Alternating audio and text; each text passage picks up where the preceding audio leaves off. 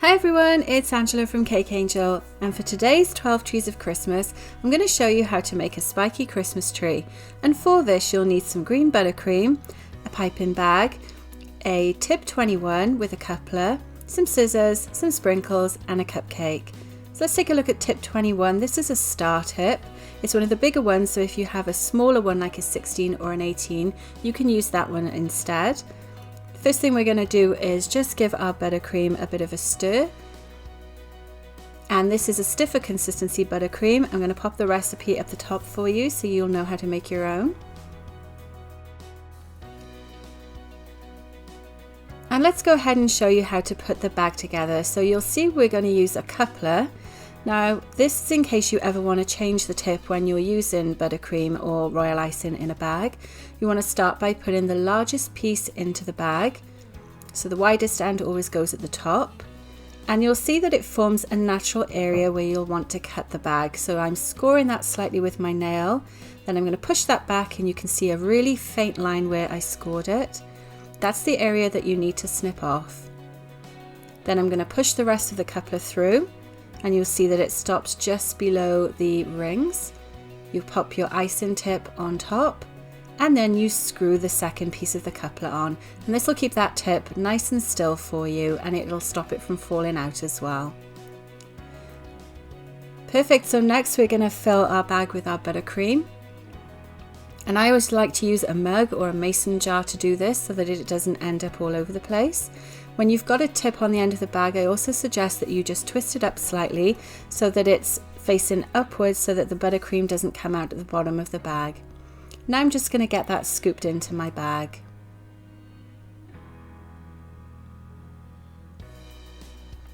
So the great thing about using a mug or a mason jar like I'm showing you here is that you've got both hands free to do this, so you're not struggling with holding something in one hand and scooping the icing in the other.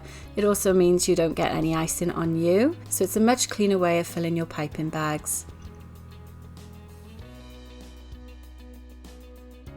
And that's done, so now I'm going to close up the bag. I just simply grab the ends and pull it up.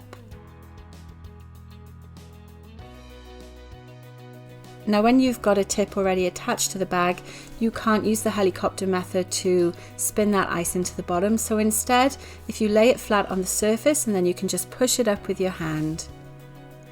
I'm going to give the bag a little bit of a twist at the top, and that'll keep the pressure on the icing as well, which means that you're not having to press as hard when you're piping. And I'm actually going to use a bag tie to close off the end of this bag. So if you haven't used these before, they're just little elastic ties that you can purchase. You can use bag clips as well, or you can use an elastic band. But I like these ones, they're really easy to use.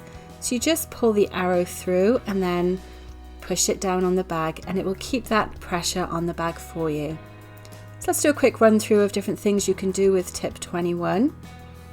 I'm just squeezing and piping, and this makes a really nice shell border. These look really great around cupcakes and also around the sides of cakes as well. You can also pipe little stars. You'll notice my bag is always above the surface when I'm piping as well. It never touches the surface so that it keeps a nice full design when we pipe. And then the third thing is a rosette. So you pipe a star and then you just enclose it with a circle of icing. Keep that pressure on the bag until you're 3/4 of the way around, and then take that pressure off. And those look really nice on cupcakes and cakes too. Okay, so now we're going to start working on the cupcake itself. So to start with, I'm just going to add a little bit of a center for my tree that'll give the icing something to attach to. It'll also keep it upright. And now I'm just piping lines. And you can see, because we're using a star tip, it gives all those nice details to each of the branches of the tree. I'm keeping my bag just slightly above the surface and letting the icing flow out onto the cupcake. So you want to go all the way around. That's the first layer done. And now you just work your way around. So always make sure you pipe in between the previous row. And you also want to change the angle of your bag slightly so it's a little more upright each time, and that'll give the effect of the cone shape of the tree. It's up to you whether you want to do this on a turntable as well, so you're not turning your hand. I find when I'm doing cupcakes it's easier for me to hold it. Now we're going to do our third layer. So you see my bag is almost straight at this stage. And when you are piping these, just make sure you ease the pressure off just before you finish each branch. That'll make sure you get a really nice peak at the end as well. And now I'm just going to keep going and going until it's the right height. But you can see it coming together really nicely already.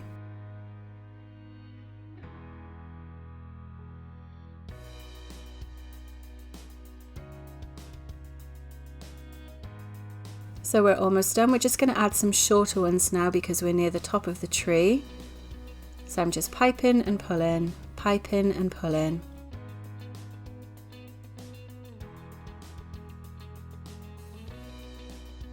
And for the top, I'm just going to do some really tiny ones and then a bigger one for the center. So that's the tree done. You can see it was relatively quick to do that, and it's a great way of practicing using your tip 21. The next thing we're going to do is add a couple of sprinkles to it just to jazz it up a little bit. You could use any sprinkles for this. I've just got some cute snowflake ones that I'm going to put on. And you just place them wherever you like on the cupcake. Because the icing is fresh, they will stick to the icing. You could tap them down a little bit if you feel that they might fall off.